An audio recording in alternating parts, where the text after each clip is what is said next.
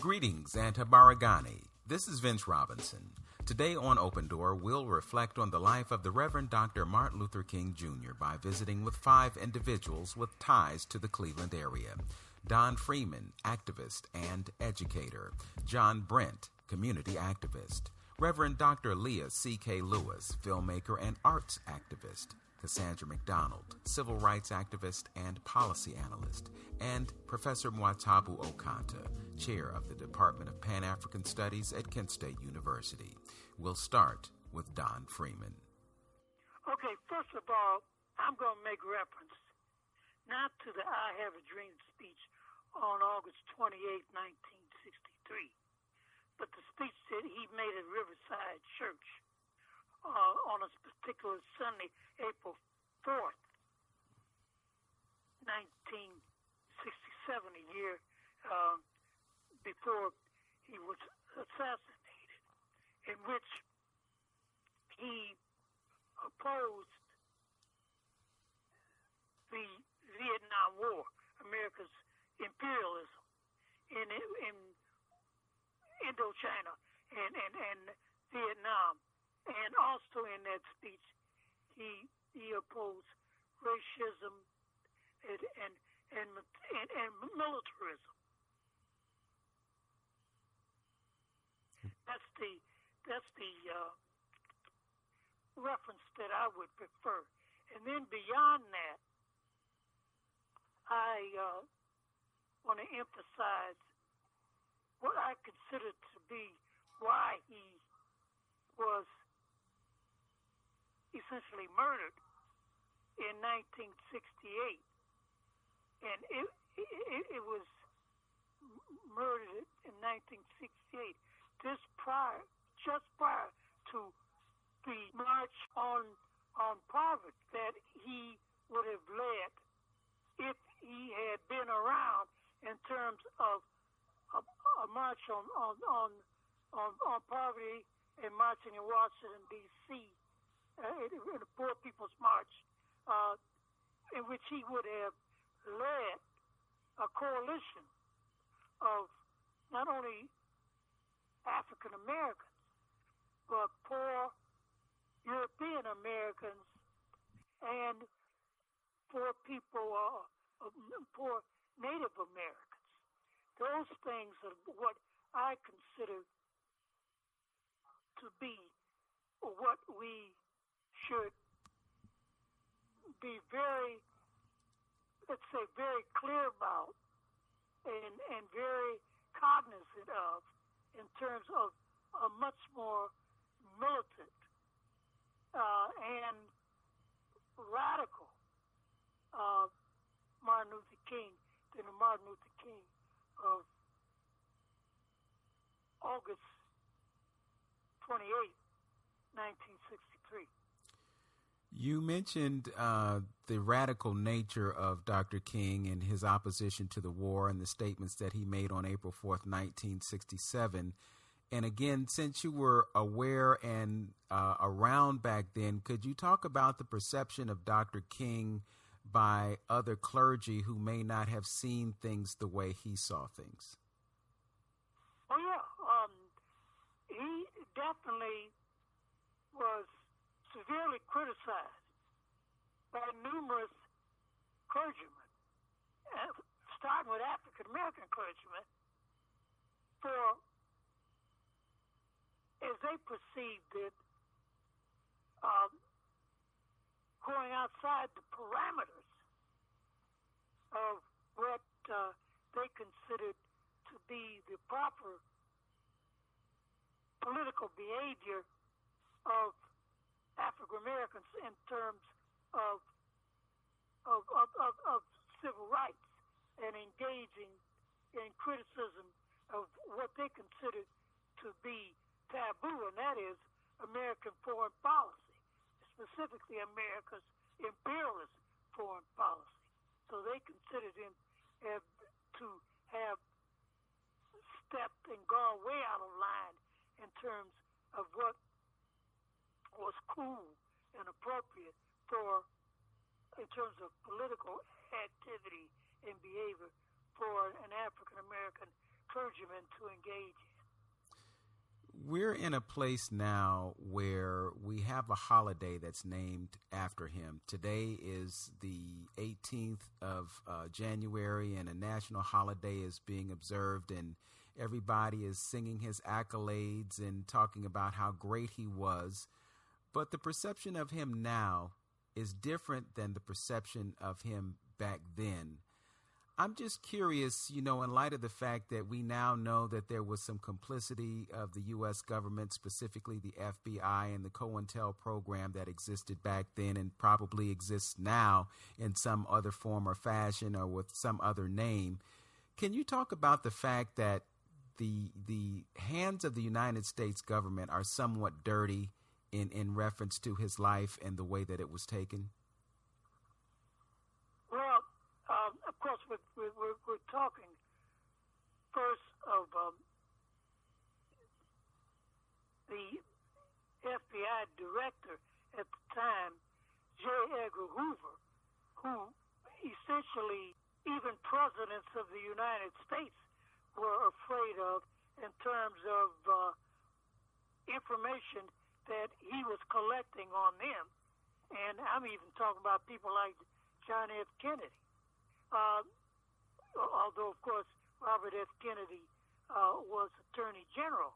But even though John F. Kennedy was President of the United States and Robert F. Kennedy was the Attorney General, they both were leery of J. Edgar Hoover. So if you know presidents of the United States essentially tiptoe around J. Edgar Hoover, you can imagine what he constituted for a person like Dr. Martin Luther King in terms of what he had the capacity to inflict upon activists and militants in the United States. Okay, so clearly the president and the attorney general of the United States in the year 1963 and years beyond that had to have some concerns about someone who was part of the government structure, who not only had a hand in the assassination of Dr. King, but also had a hand in the assassination of Malcolm X, we're told now, yes, and those things exactly. are being, and as well as Medgar Evers, and you could probably reach across the globe and say that he may have had a hand in the assassination or the demise of Kwame Nkrumah and Stephen Biko and a whole bunch of other African warriors. Yes. All right. Was there anything else that you wanted to share about Dr. King's life as you look back to those years, having been one who was able to witness his life in the flesh? I think I should definitely stress by 1968 he had become critical of capitalism. He had become critical of the capitalist system and had become sympathetic and inclined toward support of socialism. Okay. That basically the capitalist system was exploitative and needs to be supplanted. He was also one that would support the idea of boycotting companies or entities that were not really dealing in fairness with African American communities. Could you speak to that? Oh, in fact, he supported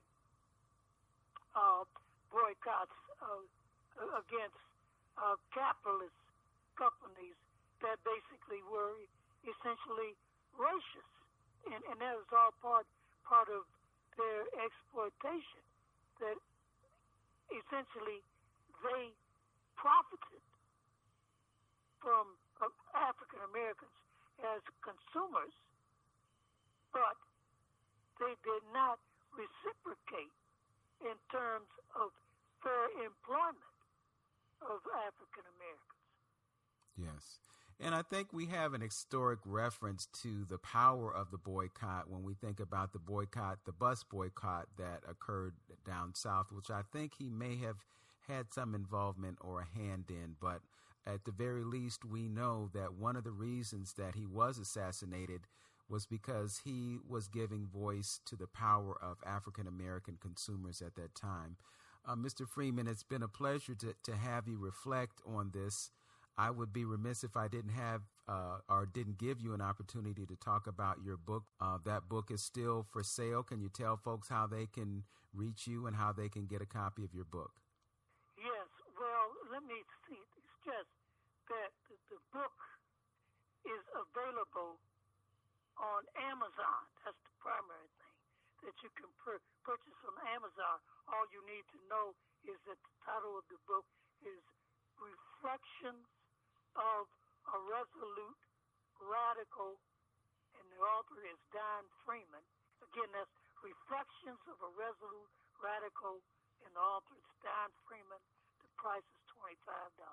Okay. On Amazon. All right. We're not really allowed to say the price, but I will definitely make sure that I pass on to folks that the book is available on Amazon. The title of the book is Reflections of a Resolute Radical. It is a fantastic read. I have a copy of the book myself, and I have been reading it.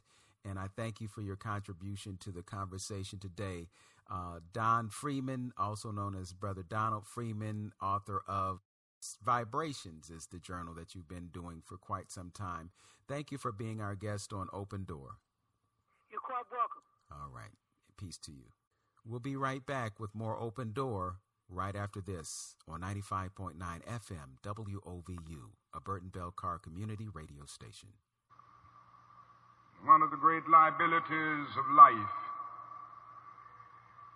is that all too many people find themselves living amid a great period of social change, and yet they fail to develop the new attitudes, the new mental responses that the new situation demands. And they end up sleeping through a revolution. There can be no gainsaying of the fact that the great revolution has taken place in the world today. In the sense it is a triple revolution. That is a technological revolution with the impact of automation and cybernation. Then that is a revolution in weaponry with the emergence of atomic and nuclear weapons of warfare.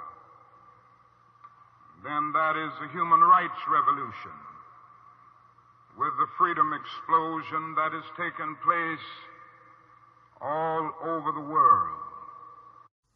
Welcome back to Open Door. My guest is John Brentt. He is a community activist, and besides that, we're Facebook friends, and he shares quite a bit of interesting information with me, always positive, always enlightening, and for that reason, I decided I wanted to give him a call and have him weigh in on what we're talking about today. So we just finished talking with Brother Donald Freeman, who is also an activist of sorts. He's been publishing a journal called Vibrations for as long as I can remember as a student back at Kent State University in the 70s, and he's still going strong, and he's got the book, as you heard, the Reflections of a Resolute Radical. Brother John is not quite as long in the tooth as Brother Freeman is, but he has the basis for an opinion in being an activist, a community activist, and someone who is very versed in issues that relate to the consciousness of African American people. So, first of all, welcome to the show. Thank you. Thank you for having me. And thanks for being here. I just wanted to have you reflect on your perceptions of the life of Dr. King, beyond him being someone who had a dream that one day little black boys and little white boys and black girls and white girls will be able to sit down and have fun together. Right, absolutely. It's interesting. My original position on Dr. King growing up, and just for the record, I'm 57, so we're talking about in the late 60s, 70s, mid 80s. For whatever reason, I was initially attracted to Brother Malcolm X, and was just totally enamored by his speeches and his positions. And in 1985, when I got out of the military, off of active duty, my mother actually did like executive secretarial work privately. And one of her clients was Coretta Scott King. So I ended up applying to Morehouse, and I actually didn't have a strong academic record, but Coretta Scott King actually submitted a letter of recommendation for me, which I'm certain was the main piece which got me, entrance to Morehouse. So I'm saying all that to say that although growing up I was a Malcolm X guy, all of a sudden Dr. King's family and his spirit, was impacting my life in ways that I've never, could imagine.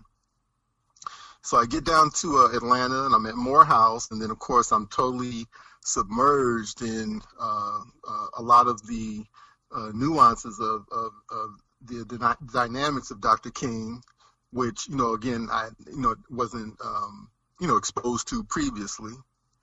And all of a sudden, I come to realize that actually there was a place for both Malcolm X and Dr. King.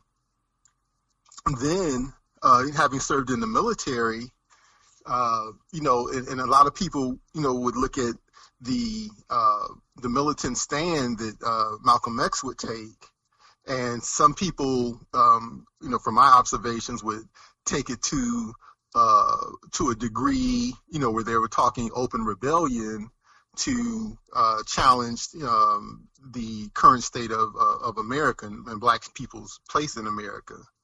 But having served in the military and seeing what kind of firepower we have at our military's disposal, open rebellion was a totally non-starter for me. And then that's when, I started to take a real deep look into Dr. King, the SCLC, and the Civil Rights Movement, and their strategies and their positions and their rationale for taking the positions that they did. And then my affection and my deep respect for Dr. King increased exponentially, because they were able to accomplish so much without a maximum amount of loss of life, which, again, an open rebellion would equal a huge amount of loss of life for our people, no question about it. So at that point, I started really looking into, his writings. I started researching the people who influenced him, his thoughts. And then, I actually had access to people who knew him personally and knew him well. So now the things that I've come to conclude is, number one, a brilliant man, and brilliant from the standpoint of intellectually, he was, very sophisticated, both politically and socially. And he used those two things to really propel our people forward. He wasn't a crude or gruff man.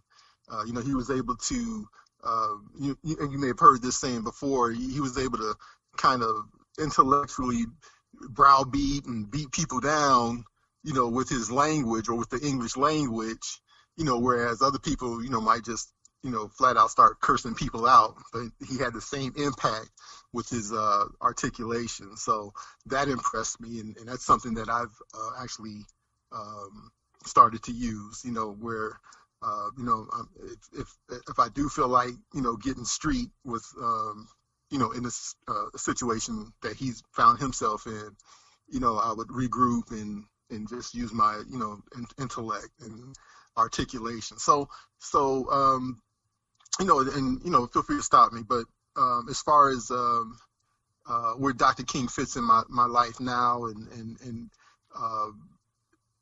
there's a lot of things that I seek to emulate.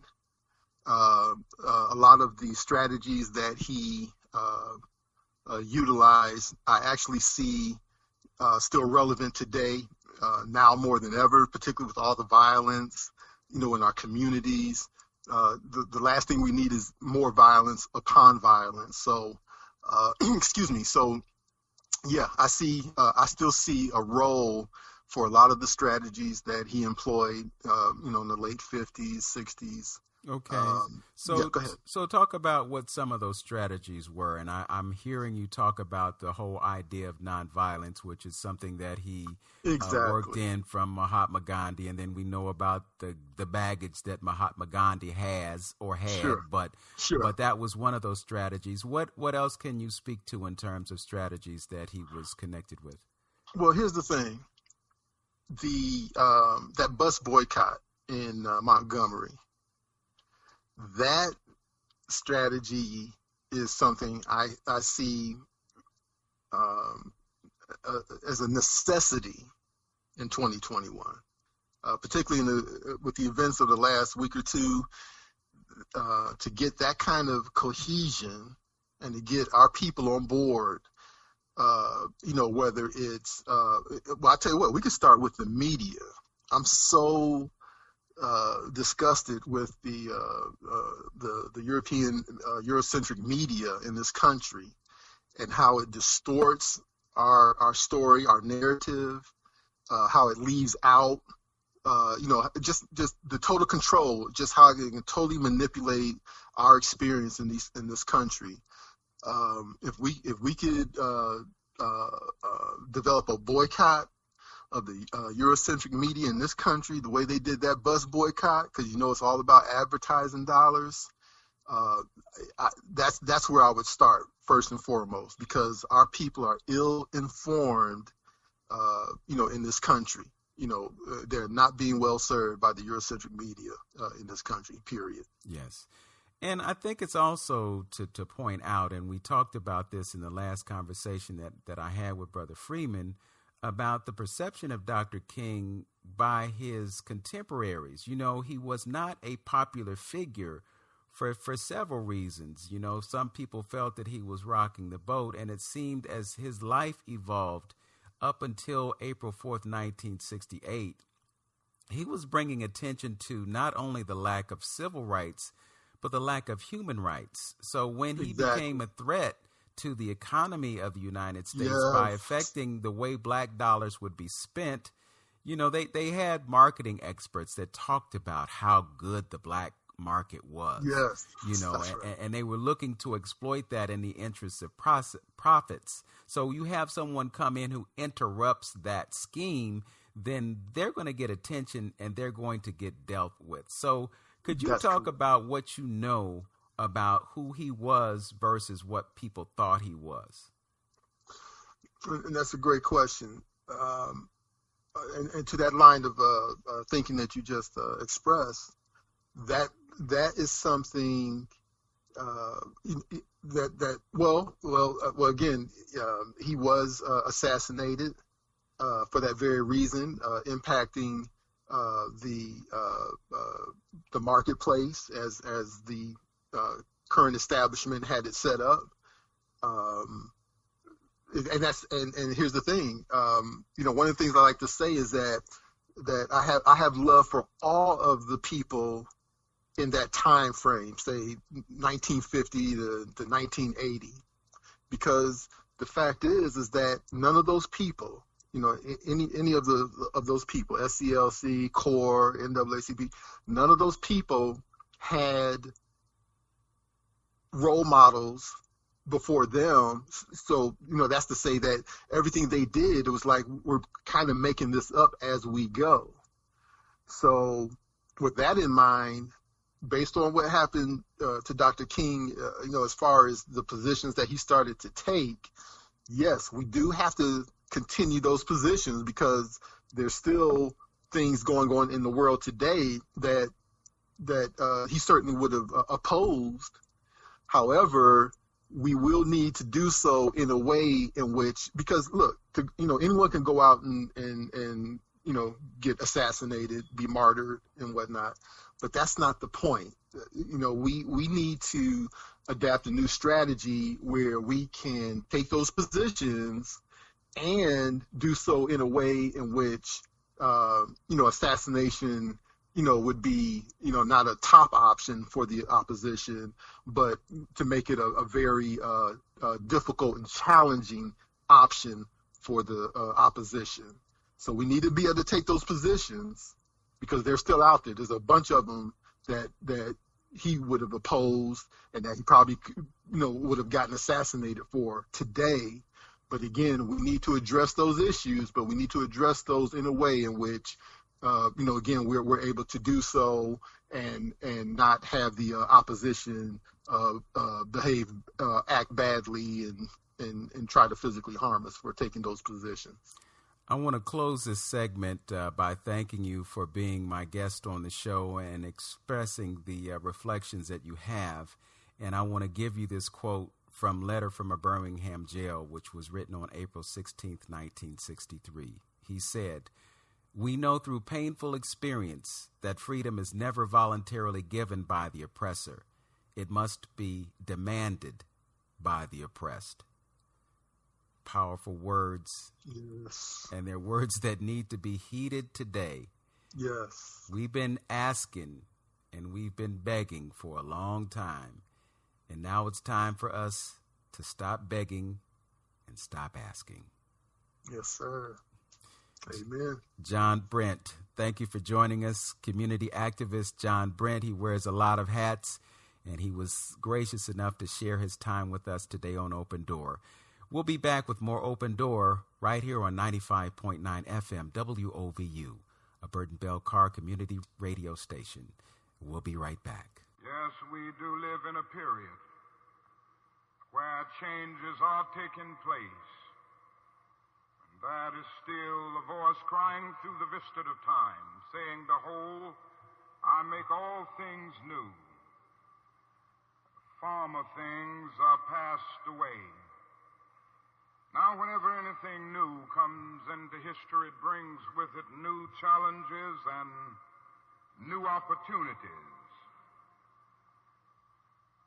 And I would like to deal with the challenges that we face today as a result of this triple revolution that has taken place in the world today.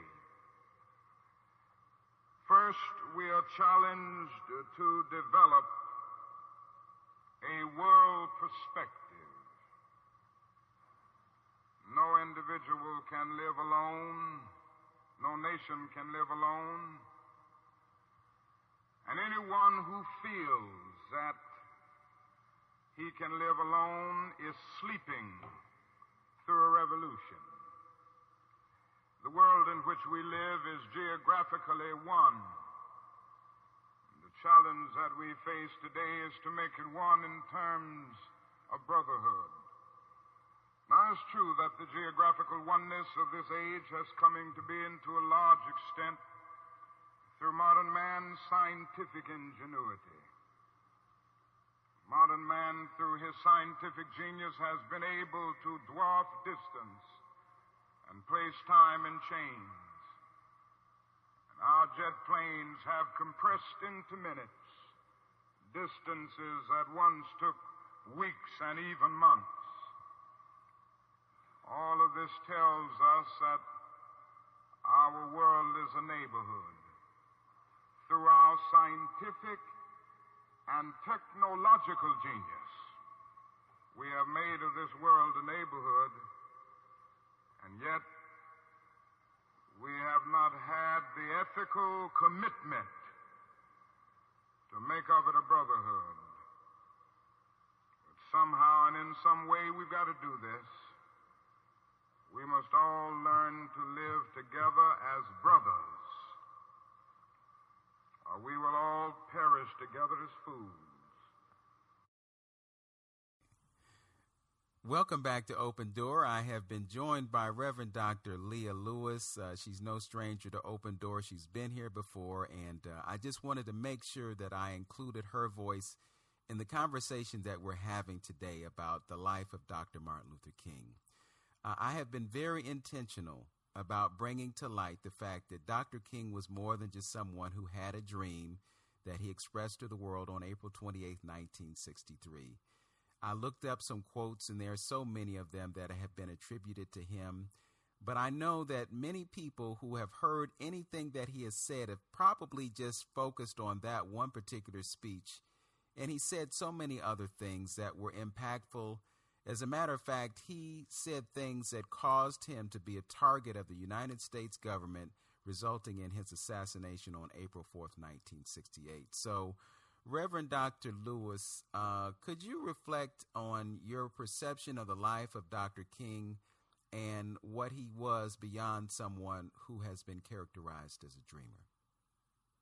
Well, Vince, thanks for having me as usual. It's always great to be in your company. And when I think about the Reverend Dr. Martin Luther King Jr., I think about a man who was a phenomenal organizer, but also a man who operated in collaboration with other people who were so aligned. We know the usual suspects, Ralph Abernathy, right? We hear that name often. The name we don't often hear but should hear is Mother Ella Baker.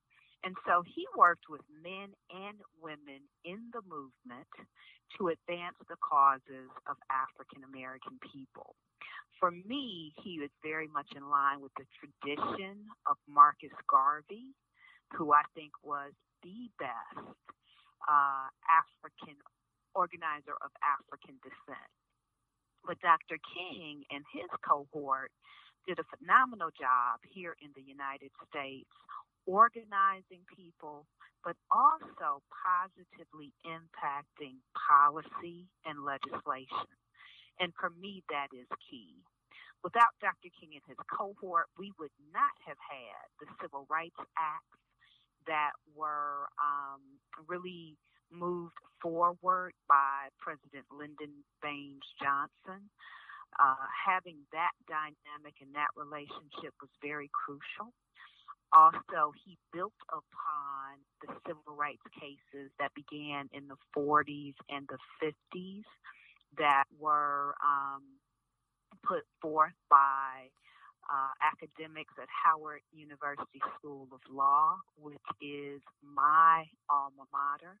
So we're talking about Thurgood Marshall and his mentor, whose name is escaping me at the moment. I'm a little tired, so forgive me for that. Hopefully it'll come before my remarks are over. But that's what I think about Dr. King. He was an organizer and an individual who positively impacted policy, because that's what we need. And I think his tradition is one that Stacey Abrams has built upon. I mean, what she and other African American women in particular did in Georgia during this election cycle was phenomenal. And I think we also have to point to the organizing of the women founders of Black Lives Matter and all of those Black Lives Matter and all of those individuals who then supported that movement on the ground. So Dr. King, for me, is a model. He is a model that is still relevant today.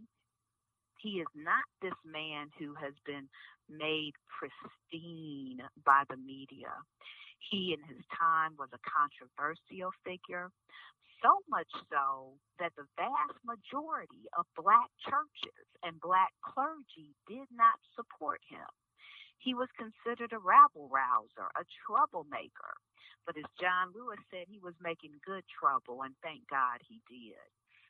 He was so much of a threat that there were several clergy members that left the National Baptist Convention and formed the Progressive Baptist Convention, of which I am a member. My license in ministry, my ordination in ministry is sanctioned by the Progressive National Convention, Baptist National Convention. So that's what I think of Dr. King. I mean, we as a people are grateful to have had him. He is an ancestor. He is in our lineage, our heritage. And we need to really, really get to know the man much more than this image, this idol that has been put forth and lionized in public relations. We need to know his history. We need to know the challenges he faced. We need to know about the attack he suffered in Chicago when he was stabbed. Everyone, of course, should read the letter from Birmingham jail. So there's so much more we can learn about the Reverend Dr. Martin Luther King Jr. And we really, yes, we need to celebrate him on his day, which is Monday, but we know his birthday was January 15th, the same day of the founding of my sorority, Alpha Kappa Alpha Sorority Incorporated. But his legacy is a rich one, and we need to tap into it and gain, firsthand knowledge of his story and his history for ourselves. Okay. I'm going to help you out with that question that you posed to yourself about Thurgood Marshall's mentor. It was Charles Hamilton Houston. Houston, thank you. Yes, Charles Hamilton Houston, absolutely. And I definitely know that. As I said, I just had a bit of a moment because I'm sleepy. But yes, Charles Hamilton Houston really laid the foundation for the civil rights cases in the 40s and 50s. And unfortunately, he did not live to see some of Thurgood Marshall's greatest victories, and he definitely did not live to see Thurgood Marshall ascend to the highest court in the land. But it was Charles Hamilton Houston, who I believe was a Harvard law grad, who really put forth a strategy to advance the causes of African American people. And so that's a very strong legacy and a history a lot of people don't know about. So definitely take the time to research Charles Hamilton Houston. I'm just in this moment thinking about the fact that 52 years ago, it will probably be 53 years ago, come April 4th, we saw the transition of Dr. King. And there are various theories on how he actually died and who was behind his assassination and so forth and so on. But back then, it was characterized as a civil rights struggle. And in conjunction with that, there was also the issue of human rights. And then we fast forward to 2021, and we're still struggling for civil rights. And I'm wondering, from your perspective, what has changed or what has not changed that results in us being in the same position that we were over 5 decades ago, asking for the same things that we were asking for 5 decades ago? Well, I think our greatest challenge is numerical. We know that as African people, we are part of a global majority. But in the United States, we are a statistical minority. And really, I think that is our greatest challenge. We, are in an interesting moment. Post the murder of George Floyd, we saw a global, multicultural response in a way that we never have. We also know that we saw a number of corporations and organizations make these testaments to equity, inclusion, and diversity. And we also know that we're waiting to see whether they will put their money and their power and their positions behind these declarations that we made. A number of years ago then, I think it was in 2001, I wanted to see how much progress African American people had made. And so you may recall that Dr. W.E.B. Du Bois, I know a lot of people pronounce it Du Bois, Mm-hmm. Dr. Du Bois, put forth this study, and he talked about the talented tenth. And if I remember correctly, that was in 1903. Well, the Urban League did a report. It must have been 2003.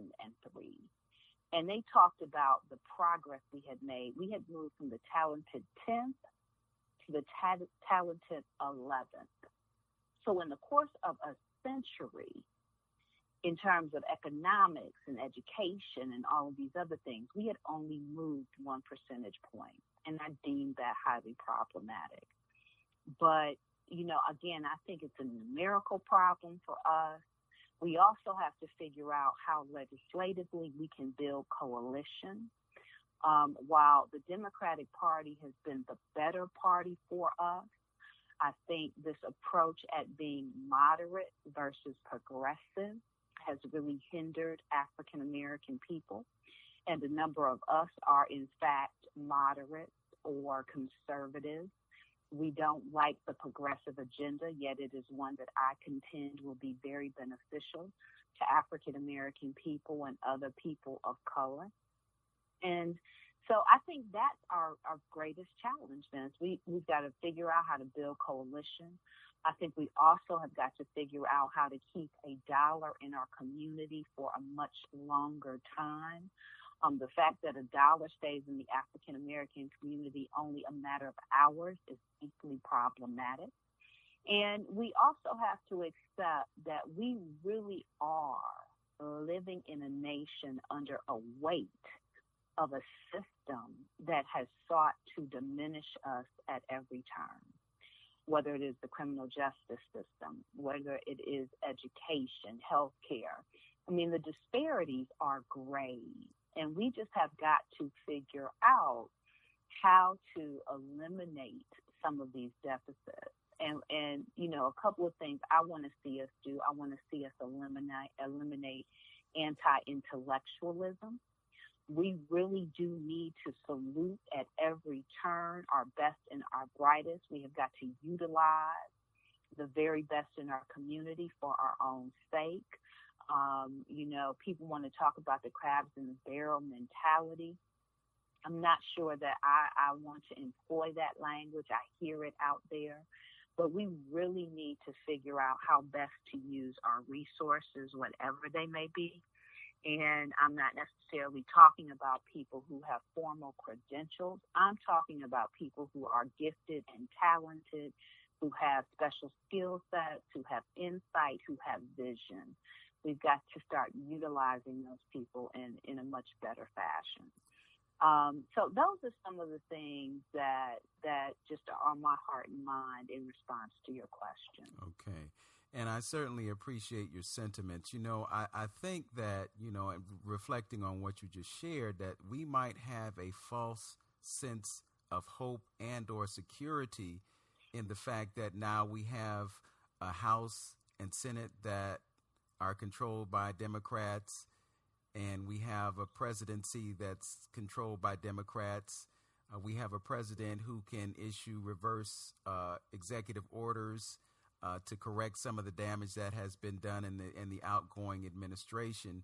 But I just want to caution folk, you know, you made a very cogent observation in terms of the moderate approach to politics versus the progressive approach. And many of those who are in those positions of moderation are just a thought away from switching parties and maintaining their bases of power in their own constituencies. So I think we have to resist the temptation to think that, oh, everything's going to be okay now that the Democrats are in control, because I always come back to the same analogy. A bird has a left wing and a right wing, but both of those wings are on the same bird. I want to close our segment with this quote from Dr. King, letter from a Birmingham jail, April 16th, 1963. He said, "Injustice anywhere is a threat to justice everywhere. We are caught in an inescapable network of mutuality, tied in a single garment of destiny. Whatever affects one directly affects all indirectly."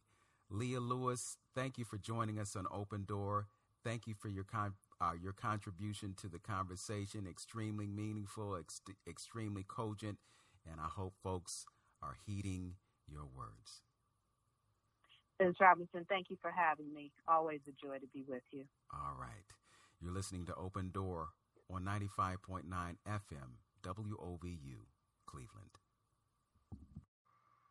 We must face the sad fact at 11 o'clock on Sunday morning when we stand to sing, "In Christ there is no east nor west." We stand in the most segregated hour of America. The hour has come for everybody, and for all institutions, for the public sector and the private sector, to work to get rid of racism. Now, if we are to do it, we must honestly admit certain things and get rid of certain myths that have constantly been disseminated all over our nation. One is the myth of time. It is the notion that only time can solve the problem of racial injustice.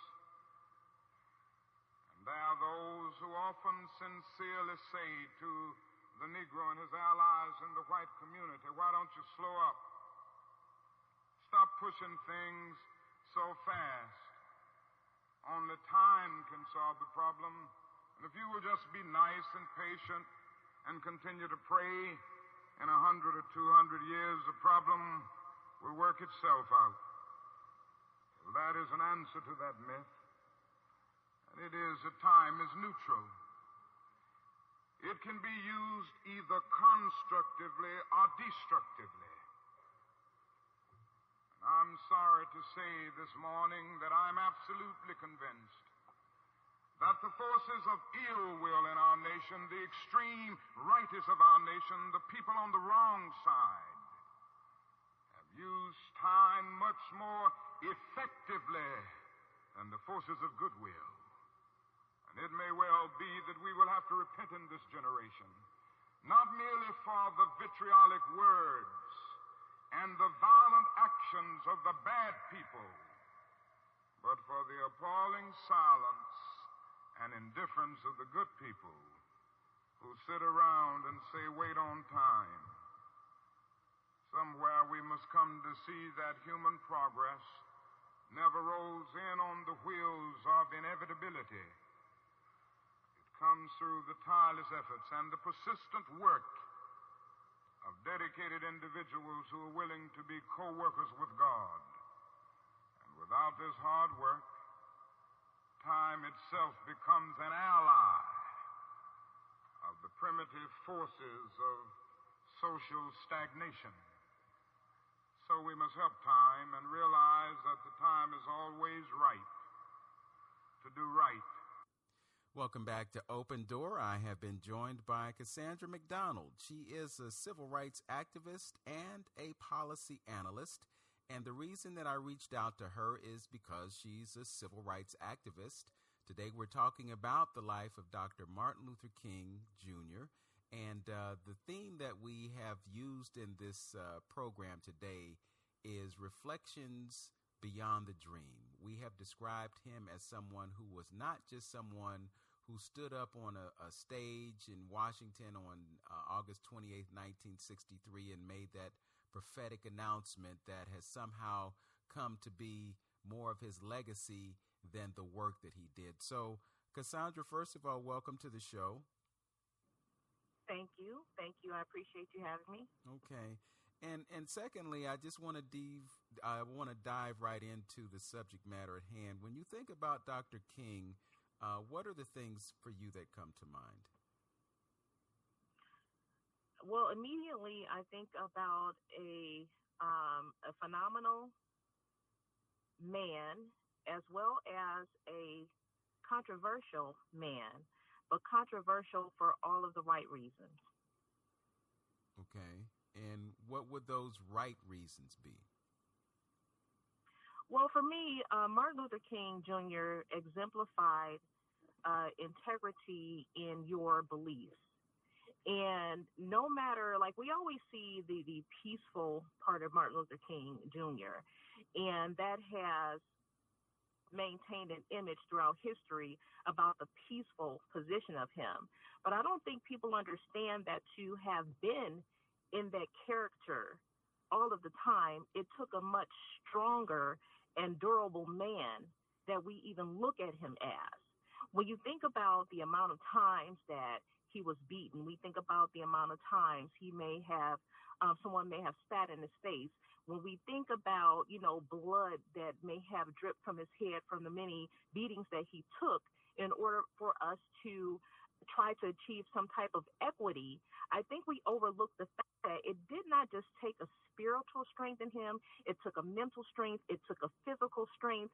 And he was much more than just that peaceful man. He was a powerful and strong individual.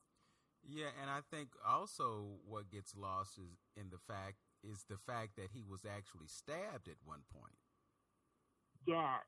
Yes. Yes. Yes. So when you reflect on his life, and I'm sure you've heard more than one speech, are there any speeches or any of his orations that resonate with you that you still carry with you today?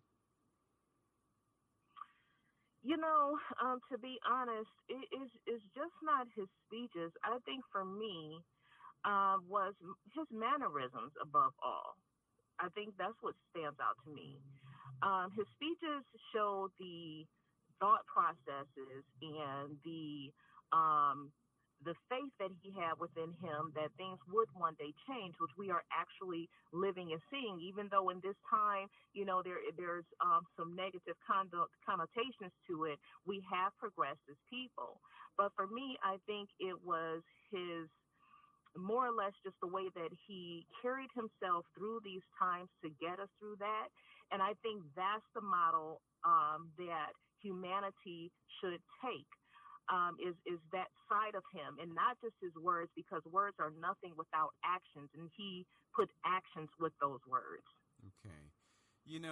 It's 5 decades later, and we've seen some semblance of change. I mean, the whole idea that they would think of renaming the Edmund Pettus Bridge, for instance, the day of infamy that went down when they marched across that bridge and met what they met on the other side of the bridge.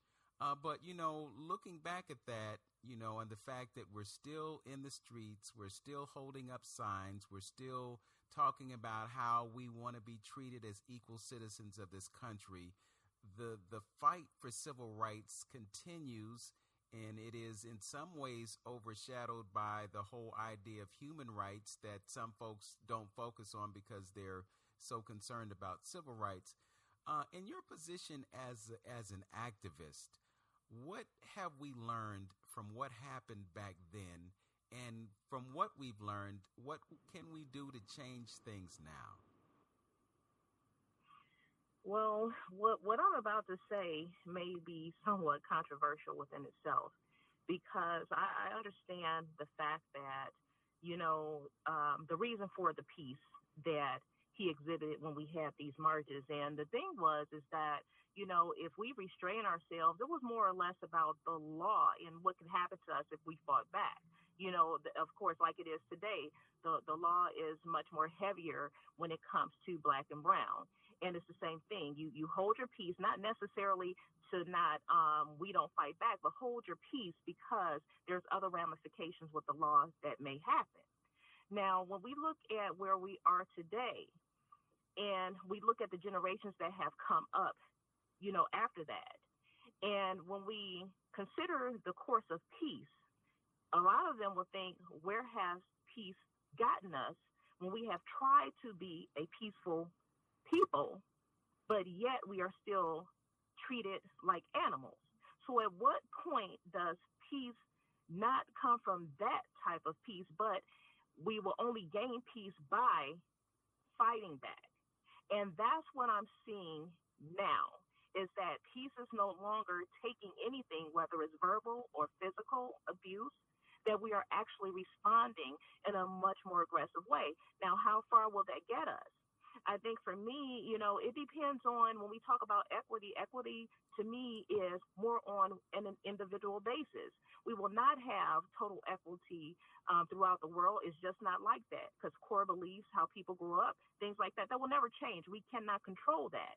The only thing that we can control is how we respond to issues and things that affect us when it comes to racism. So, from the whole thing was what it was like then as compared to now. I think that the uprise is here. We have seen it, and it's not even thinking, it is here. And is slowly fading away, that peacefulness that we have always tried to practice. The restraints they're just not there anymore. I'd like to close this segment and thank you for being our guest and sharing your sentiments with us today. I'm going to quote from something that he wrote in a document called Stride Toward Freedom in 1958, and he said, "True peace is not merely the absence of tension, it is the presence of justice." We need to see some justice today, we need to see justice tomorrow, and we need to stay committed to fighting the fight that's necessary for us to achieve true justice. Cassandra McDonald, civil rights activist and policy analyst, thanks for joining us on Open Door. Thank you. Peace. Peace. Kent State University professor Mwatabu Okantah. I don't think he considered the fact that black people in the North, to some degree, had civil rights. Were going to integrated schools to some degree. And so he saw there was a whole different set of issues, and that civil rights was not the end. That even with civil rights, certain things was happening to the community, and that had to be dealt with. And then young people wasn't going for the nonviolence thing. It wasn't nothing happening. Because in his speech, when he comes out against the war, he talks about how young brothers in the North, would say to him, Dr. King, you talking to us about being nonviolent, and the United States is using massive doses of violence to solve his problems. You ain't calling that out. We are challenged to eradicate the last vestiges of racial injustice from our nation. I must say this morning that racial injustice is still the black man's burden and the white man's shame. It is an unhappy truth that racism is a way of life for the vast majority of white Americans, spoken and unspoken, acknowledged and denied, subtle, and sometimes not so subtle. The disease of racism permeates and poisons a whole body politic. And I can see nothing more urgent than for America to work passionately and unrelentingly to get rid of the disease of racism. Something positive must be done. Everyone must share in the guilt, as individuals and as institutions. The government must certainly share the guilt. Individuals must share the guilt. Even the church must share the guilt. You just heard an excerpt from Beyond Vietnam, a speech delivered by Dr. Martin Luther King on April 4th, 1967, exactly a year before his assassination in Memphis, Tennessee, on the same exact date in 1968. Dr. Martin Luther King lost his life because he dared to challenge the status quo. a fight that continues 52 years later in a country that continues to be plagued by the issues he spoke out against. Somewhere in his words, may we find what he needed to change his then view of our present reality into a new era of peace, justice, and equality for all. Thanks for listening to Open Door with Vince Robinson. As always, in parting, know yourself, love yourself, be yourself. Make today your best day. Peace.